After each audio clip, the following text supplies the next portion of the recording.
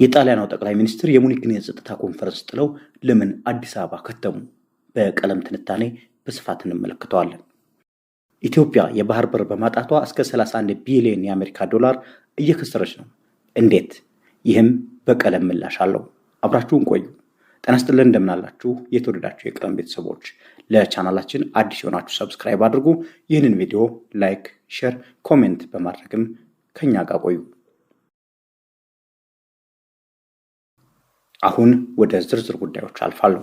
አውሮፓ በሙኒክ የጸጥታ ኮንፈረንስ ተወጥሮ የጣሊያኗ ጠቅላይ ሚኒስትር ጆርጂያ ሜሎኒ ለምን ኢትዮጵያ መጡ? በአውሮፓና አሜሪካ መካከል ለፍች የሚያበቃ ጭቅጭቅ ተፈጥሯል።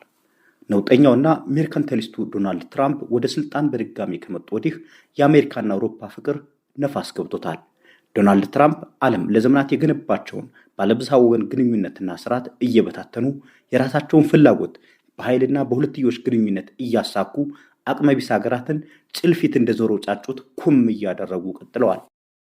በአሜሪካ ወታደራዊ አቅም ተማምኖ የሰሜን አትላንቲክ የጦር ቃል ኪዳን በሚባል ጥምረቱ ሲተማመን የኖረው አውሮፓ በትራምፕ አቋም ብርክ ብርክ እያለው ነው።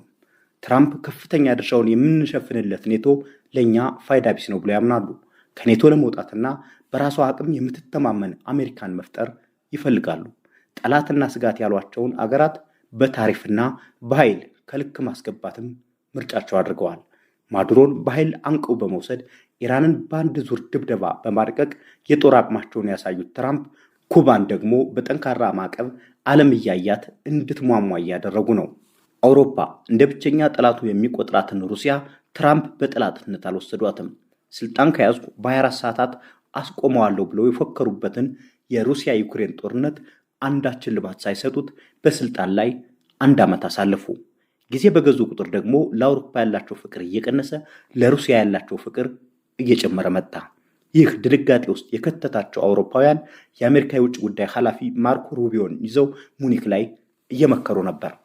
የሙኒኩ ምክር የትራምፕን ወዳጅነት ይመልሳል የሚል ተስፋ የነጠፈባቸው የጣሊያኑ መሪ ጆርጂያ ሜሎኒ ታዲያ በዚህ ወሳኝ ወቅት ወደ ኢትዮጵያ መጥተዋል። ሜሎኒ ወደ ኢትዮጵያ የመጡት ባለብዝሃ ወገን ግንኙነት ውሃ እየበላው የሁለትዮሽ ግንኙነት ግን ውሃ እያነሳ መሆኑን በመረዳት ይመስላል። ከአሜሪካ ጋር ጠንካራ የሁለትዮሽ ግንኙነት እንጂ ባለብዝሃ ወገን ግንኙነት አሁን አዋጭ አይደለም ያሉት ሜሎኒ የአሜሪካ የአፍሪካ ቀንድ ሁነኛ ወዳጅ ከሆነች ኢትዮጵያ ጋር ያላቸውን ወዳጅነት ማጠናከር ሁሉንም በሮች የሚከፍት ትልቅ ቁልፍ የመያዝ ያህል አድርገው ወስደውታል። የሜሎኒ የኢትዮጵያ ጉዞ የኢኮኖሚ የፖለቲካና የስትራቴጂያዊ ፍላጎት ድብልቅ ነው። ጣሊያን በኢትዮጵያ የጀመረቻቸው ፕሮጀክቶች ከሜሎኒ ጉዞ ጀርባ ያሉ እውነተኛ ፍላጎቶችን ያሳያሉ። ከሜሎኒ ጀርባ ያለው ቀዳሚውና ግዙፉ ኃይል የጣሊያን የነዳጅና የጋዝ ኩባንያ ኢኒ ነው። ይህ ኩባንያ በኢትዮጵያ ውስጥ በታዳሽ ኃይልና በባዮፊውል ልማት ላይ ትልቅ ትኩረት ሰጥቶ እየሰራ ይገኛል። ኩባንያው በኢትዮጵያ የቆላማ አካባቢዎች ላይ ለኢንዱስትሪ የሚውሉ የዘይት እጽዋትን በማልማት ወደ አውሮፓ ለመላክ ያቀደ ነው። ይህም የጣሊያንን የኢነርጂ ዋስትና ለማረጋገጥ የታለመ ነው። በተጨማሪም እንደ ፊያትና ሌሎች የኢንዱስትሪ ማህበራትም ኢትዮጵያን እንደ አዲስ የገበያና የጥሬ ዕቃ ምንጭ በመመልከት ከሜሎኒ ጀርባ እንደሚኖሩ ይታወቃል። በነገራችን ላይ ኢኒ የሚባለው ኩባንያ በቀድሞ ስሙ አጅፕ የሚባለው የነዳጅ አቅራቢ ድርጅት ነው። ከሁለተኛው የዓለም ጦርነት በኋላ የጣሊያንን ተጽዕኖ ከፍ ማድረግ የቻለው አጅፕ ይባል የነበረው የነዳጅ ኩባንያ መሪ ኢንሪኮ ማቲፕን እቅድ ለማስቀጠል መፈለጋቸውም የሜሎኒ ጉዞ ድብቅ እቅድ ይመስላል። ኢንሪኮ ማቲፕ በኢትዮጵያ እንደ ጣና በለስ ያሉ ፕሮጀክቶችን በማልማት ለአውሮፓ ገበያ ከፍተኛ የግብርና ምርቶችን የማቅረብ እቅድ ነበረው። በአባይ ወንዝ ላይ ግዙፍና በርካታ ግድቦችን የመስራትና ኃይል በማመንጨት በሱዳንና ሊቢያ አሳልፎ ጣሊያን የማድረስ እንዲሁም የኢትዮጵያ ነዳጅ ከተለያዩ አካባቢዎች በማውጣት ኦጋዴንና ጋምቤላን ጨምሮ በቧንቧ አውሮፓ የማስገባት እቅድም ነበረው።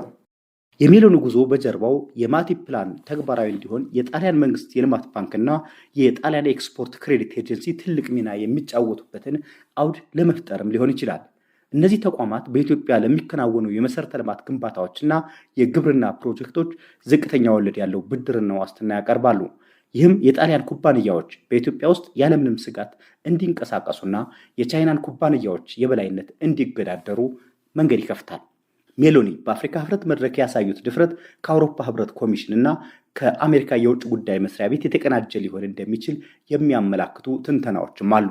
አሜሪካ በአፍሪካ ቀንድ ያላትን ተጽዕኖ ለማጠናከርና የሩሲያን ደህንነት አሰላለፍ ለመበተን ጣሊያንን እንደ ዲፕሎማሲያዊ ድልድይ ልትጠቀም እንደምትችል የሚናገሩም አልጠፉም።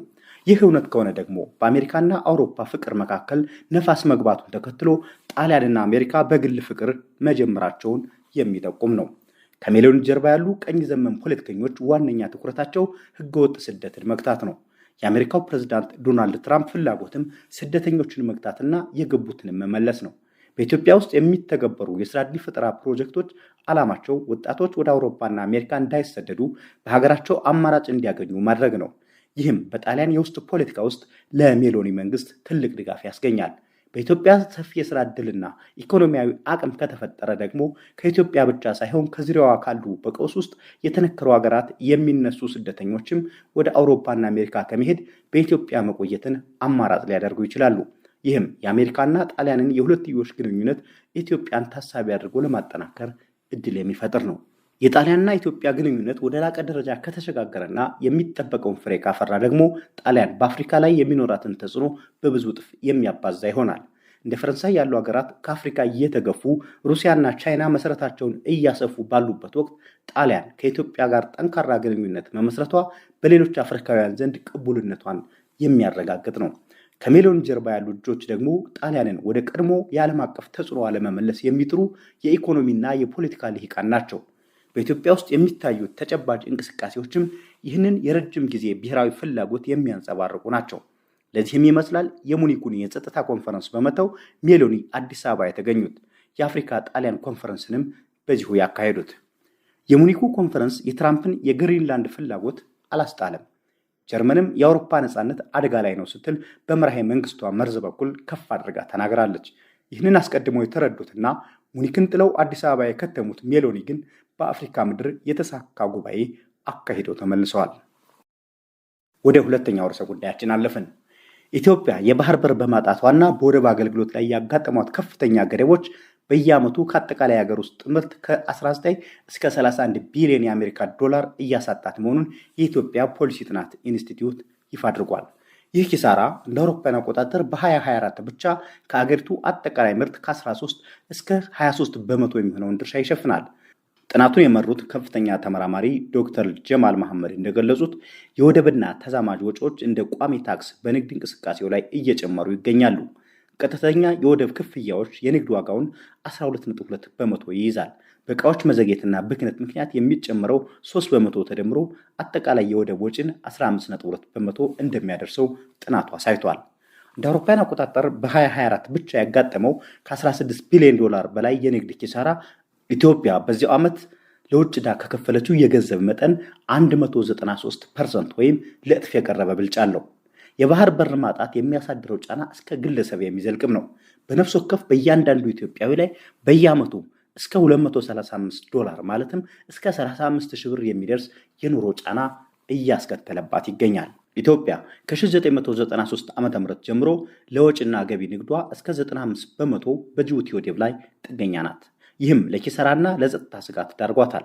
በጥናቱ የወደብ መጨናነቅ እና እስከ 34 የሚደርሱ መዘግየቶች እንዲሁም የኮንቴነር እጥረትና ከፍተኛ የዲመሬጅ ክፍያዎች እንደ ዋና ፈተና በጥናቱ ተጠቅሰዋል። በተጨማሪም በቀጠናው የሚታየው የወደቦች ወታደራዊ ይዞታ ወደቦቹ ከንግድ አገልግሎት ይልቅ ለዓለም አቀፍ ኃይሎች የጦር ሰፈርነት እንዲያገለግሉ መደረጉ ችግሩን አባብሶታል። ለዚህ መፍትሄው ይሆን ዘንድ ተመራማሪዎች ኢትዮጵያ ለቀይ ባህር ያላትን ታሪካዊ ትስስር ማዕከል ያደረገ ታላቅ ትረካ ልትቀርጽ ይገባል ብለዋል።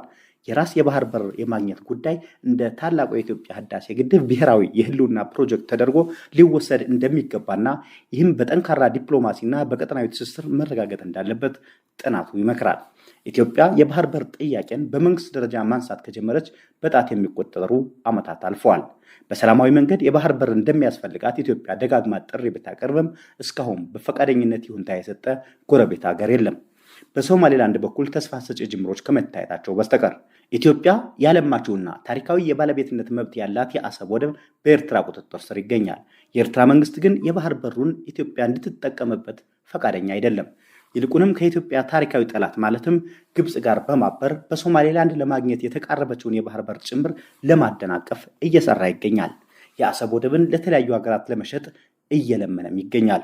ከዚያም ባሻገር ኢትዮጵያ ውስጥ ያሉ አማጽያንን በማስታጠቅና በማገዝ ኢትዮጵያ የባህር በር ጥያቄዋን እንድታቆም እየተፍጨረጨረ ነው።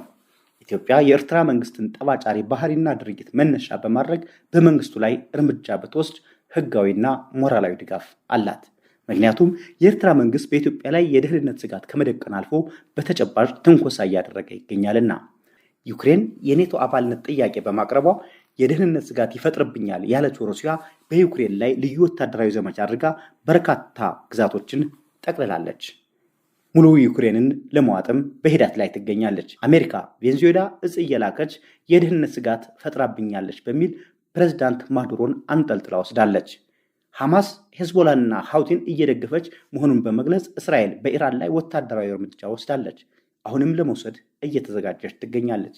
እነዚህ የአሜሪካ ሩሲያና እስራኤል እርምጃዎች ትክክል በሆኑበት መርህ ኢትዮጵያ የኤርትራ መንግስት ከታሪካዊ ጠላቴ ጋር አብሯል፣ በሀገር ውስጥ ያሉ ታጣቂዎችን በመደገፍ የሰላምና ደህንነት ስጋት ከመሆን ያለፈ ደረጃ ደርሷል በሚል ኤርትራ ላይ እርምጃ ብትወስድና ታሪካዊ የባለቤትነት መብቷን ተጠቅማ ኤርትራን የግዛቷ አካል ብታደርግ ወይም አሰምን ጨምሮ ከፊል የኤርትራ አካል የሆኑ ግዛቶችን ብትወስድ በዓለም አቀፉ ማህበረሰብ ዘንድ ጥያቄ አይነሳባትም።